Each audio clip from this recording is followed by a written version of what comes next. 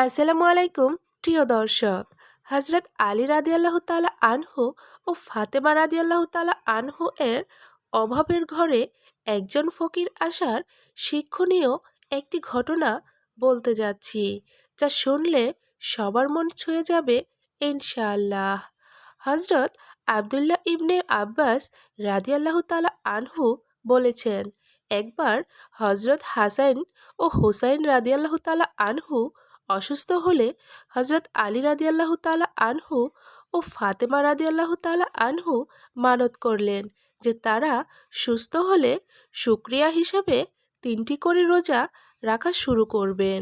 কিন্তু সেহরি ও ইফতারের জন্য কিছুই ছিল না তাদের ঘরে, তাই তারা অনাহারে রোজা রাখা শুরু করলেন। সকালে আলী রাদিয়াল্লাহু তাআলা আনহু সামাউন নামের এক ইহুদির কাছে বলল, তোমাদের কাছে যদি পশম ধারা সুতা তৈরির কাজ থেকে থাকে তবে আমাকে দাও। মুহাম্মদুর রাসূলুল্লাহ সাল্লাল্লাহু আলাইহি ওয়াসাল্লাম এর কন্যা পারিশ্রমিকের বিনিময়ে কাজ করবেন। ইহুদি সামাউন 3 জবের বিনিময়ে 1 বস্তা বিশেষ প্রক্রিয়ার সুতা তৈরি করার জন্য ফাতেমা রাদিয়াল্লাহু তাআলা আনহুকে দিলেন, এই ভেবে যে তিনি এই কাজ সম্পূর্ণ করার পর 3 জব পাবেন। অতঃপর ফাতেমা রাদিয়াল্লাহু তাআলা আনহু কাজ শুরু করলেন। 3 ভাগের 1 ভাগ কাজ শেষ করেন এবং পারিশ্রমিক হিসেবে 1 জব নিয়ে এলেন।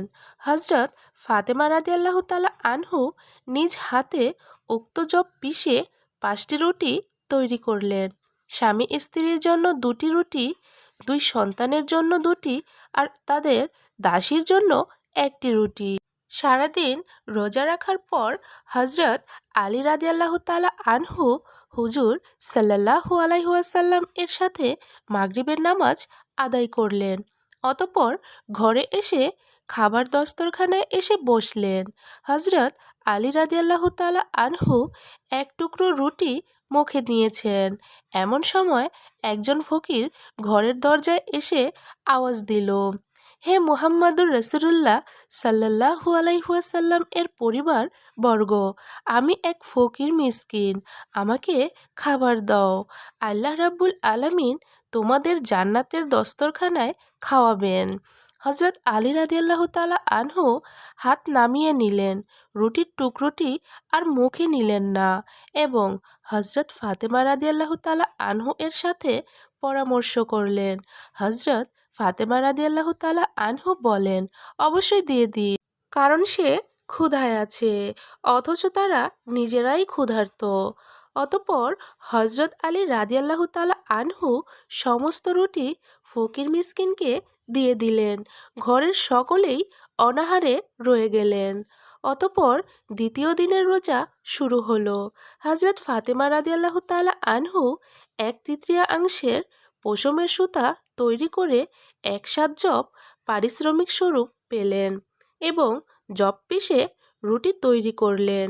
হজরত আলী রাদিয়াল্লাহু তাআলা আনহু হুজুর সাল্লাল্লাহু আলাইহি ওয়াসাল্লাম এর সাথে মাগরিবের সালাত আদায় করে ঘরে আসলেন এবং সকলে মিলে খাওয়ার দস্তরখানায় বসলেন। এমন সময় এক এতিম দরজায় এসে ভিক্ষা চাইল। চরম দারিদ্রতা অসহায়ত্বের কথা জানালো। ফলে তারা ওই দিনও সমস্ত রুটি এতিমের হাতে তুলে দিলেন এবং তারা পানি পান করে তৃতীয় দিনের রোজা শুরু করলেন। সকালে হজরত ফাতেমা রাদিয়াল্লাহু তাআলা আনহু অবশিষ্ট পশম ধারা সুতা তৈরি করলেন এবং পারিশ্রমিক হিসেবে বাবদ 1 জব পেলেন এবং সেগুলো দিয়ে রুটি তৈরি করলেন। মাগরিবের নামাজের পর ঠিক বাকি 2 দিনের মতোই খেতে বসেছেন। তখন এক যুদ্ধবন্দী দরজায় এসে আওয়াজ দিল, তার অভাব এবং দারিদ্র্যের কথা বলে সাহায্য চাইল। সেদিন তারা তাদের সমস্ত রুটি দিয়ে দিলেন এবং সেদিনের মতো তারা অনাহারী থেকে গেলেন। চতুর্থ দিন সকালে রোজা ছিল না, কিন্তু খাওয়ার মতো তাদের ঘরে কিছুই ছিল না। হজরত আলী রাদিয়াল্লাহু তাআলা আনহু এবং তার পুত্রদ্বয় হাসাইন হুসাইন রাদিয়াল্লাহু তাআলা আনহু রাসূলুল্লাহ সাল্লাল্লাহু আলাইহি ওয়াসাল্লাম এর খেদমতে হাজির হলেন। ক্ষুধা ও দুর্বলতার কারণে চলার মুশকিল হয়ে পড়েছেন। হুজুর সাল্লাল্লাহু আলাইহি ওয়াসাল্লাম বললেন, তোমার ক্ষুধার যন্ত্রণা দেখে আমার খুব কষ্ট হচ্ছে, চলো ফাতেমার কাছে যাই। হুজুর সাল্লাল্লাহু আলাইহি ওয়াসাল্লাম ফাতেমা রাদিয়াল্লাহু তাআলা আনহু এর ঘরে আসলেন। তখন তিনি নামাজ পড়ছিলেন। তিনি দেখতে পেলেন ক্ষুধায় তার চোখ ভেতরে চলে গেছে এবং খুবই দুরবস্থা তার। মুহাম্মদ সাল্লাল্লাহু আলাইহি ওয়াসাল্লাম মহান আল্লাহর দরবারে ফরিয়াদ জানালেন। তখন জিব্রাইল আলাইহি ওয়াসাল্লাম কোরআনের একটি আয়াত সহ আসলেন, যে আয়াতের অর্থ হচ্ছে তারা এতিম, মিসকিন এবং বন্দিগির আহার প্রদান করেন। খাবারের প্রতি তাদের আগ্রহ থাকা সত্ত্বেও তারা এতিম, মিসকিন এবং বন্দীদের আহার প্রদান করেন। পবিত্র এই কোরআনের আয়াতটি কার উদ্দেশ্যে নাজিল করা হয়েছে তা বুঝতে আর বাকি থাকলো না।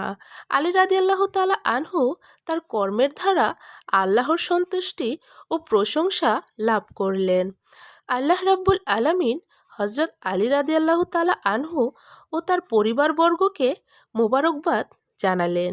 প্রিয় দর্শক, আজকের ঘটনা থেকে যা শিখলাম, দানশীল লোক সর্বদা আল্লাহর নিকটবর্তী, জান্নাতের নিকটবর্তী, মানুষ ও সমাজের নিকটবর্তী। মহান আল্লাহর উদ্দেশ্যে দান করলে আল্লাহ তাআলা তাদের প্রশংসা করেন।